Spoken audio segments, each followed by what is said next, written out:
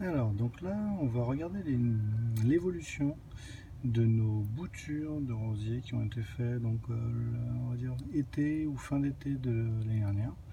Donc, qu'est-ce qui s'est passé cet hiver et qu'est-ce que ça a donné au niveau résultat? Donc, on voit que dans chaque pot, en fait, qu'est-ce que j'avais fait? J'avais pris des branches, donc avec mon neveu et puis ma soeur, on avait pris des branches, et puis sur 4 branches par pot. 1, 2, 3, 4. Okay, et donc chaque pot avait l'équivalent de 4, entre 2 et 4 branches. Donc si on prend ce pot-ci par exemple, on voit bien que les 4 branches sont bien reparties, c'est-à-dire qu'il y a eu d'abord dans le fond, au niveau de la branche en question, c'est-à-dire dans le fond, au niveau de la terre, les racines sont parties. Les racines se sont enfoncées pendant toute la période automnale. Et puis ensuite, maintenant que le printemps arrive, on voit que les bourgeons ressortent. Et là, on a vraiment de la naissance de feuilles qui est en train de se faire. Donc celle-ci, c'est vraiment visible. Mais on a aussi celle-là où on voit le bourgeon qui est en train de repartir. Donc qui part d'ailleurs d'une ramification. Donc ça part pas de la tête du tout. Ça, c'est une feuille qui était restée lors du bouturage. Par contre, cette tige-là, c'est justement directement un nouveau bourgeon. C'est encore aussi visible ici, c'est-à-dire que là on a un bourgeon qui sort, alors que les feuilles d'original lors de la bouture en fait sont encore présentes. Si on regarde dans notre pot, donc on a même chose sur celui-ci. Donc là la tige a bien fait ses racines au niveau du bas. Et puis au niveau du haut, on a deux bourgeons qui sont repartis. Donc un petit qui se trouve vers ici, et puis une grande qui est déjà en train de ressortir des feuilles complètes, donc des feuilles entières, et qui va donc donner le départ de la plante. Pour la petite tige qui est ici, même la petite tige en question qui franchement était minuscule, elle a fonctionné aussi, c'est-à-dire qu'on a déjà 3 bourgeons qui repartent. Donc la plante est faite en fait. C'est-à-dire qu'il ne va pas falloir attendre trop longtemps. Je pense encore quelques semaines, le temps de trouver le terrain adapté pour la replanter et pour que ça donne un rosier d'ici quelques temps. En revanche, maintenant si on regarde un échec, les échecs qu'on a mis ici, dans ce cas-là, donc dans ce pot là on en avait mis 5. Et on voit que sur les 5, donc il y en a un là, un ici, un troisième là, et puis deux qui étaient l'un à côté de l'autre.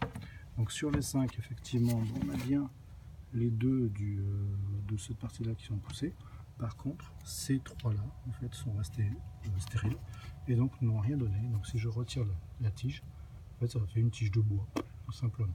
Donc ça veut dire que au bas, au niveau de la tige, donc la partie dans la terre, les racines ne sont pas sorties, donc il n'y a rien qui a été fabriqué, ce qui fait que la tige petit à petit est morte et donc est devenue complètement vide.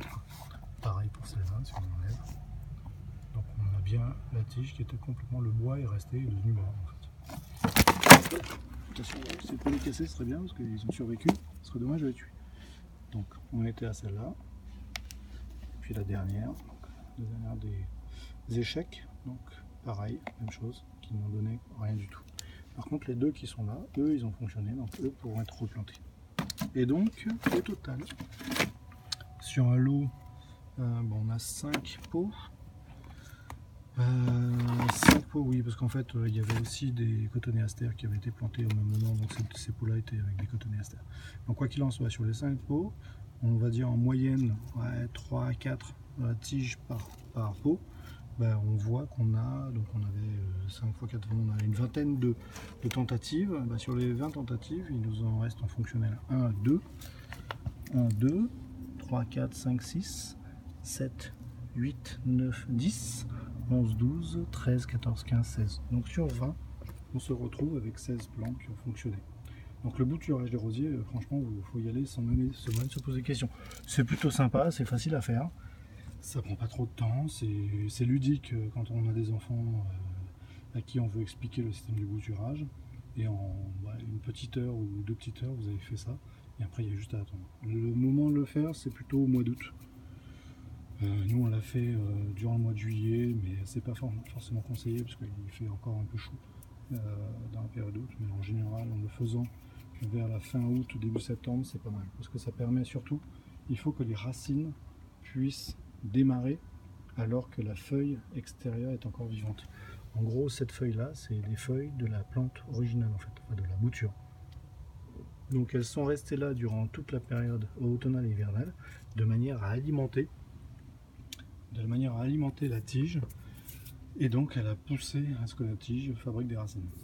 Donc c'est pour ça qu'il faut vraiment le faire au moment de la fin de l'été. Certains vous diront que c'est en automne, mais après ça dépend où est-ce qu'on est. Nous on est assez haut en altitude, donc le passage automne-hiver peut être des fois très froid, et donc du coup pourrait tuer justement ces boutures.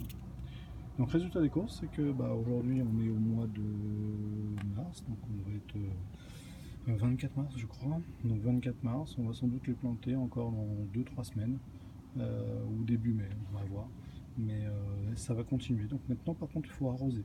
Autant durant l'hiver, on peut, s'il fait vraiment très sec, comme ça a été le cas à une certaine période, on peut arroser un peu même quand il fait froid. La seule chose c'est d'éviter le gel, donc il faut plutôt le mettre le matin au soleil. De manière à ce que dans la journée en fait l'eau s'évacue et que ne fasse pas de la glace qui tuerait toutes les racines. En revanche, à partir de maintenant, c'est-à-dire que là on commence à être au printemps, donc on commence à avoir la végétation ressort, d'ailleurs on le voit. Là ils ont besoin d'eau et donc du coup il faut arroser régulièrement, c'est ce que je viens de faire. Ça devient une plante en pot un peu classique, donc là elle est en pot de bouturage, donc c'est des pots qui nous servent le temps de pouvoir les positionner correctement. Mais il faut surtout les arroser régulièrement de manière à ce qu'ils ne meurent pas, quoi. Donc c'est pour ça que là je viens de regarder ça et on voit qu'on a fait la couleur, on a un peu de chlorose ici qui se fait, ils sont pas non plus en super état, mais ça c'est normal, c'est le pot qui fait ça. Voilà, à une prochaine.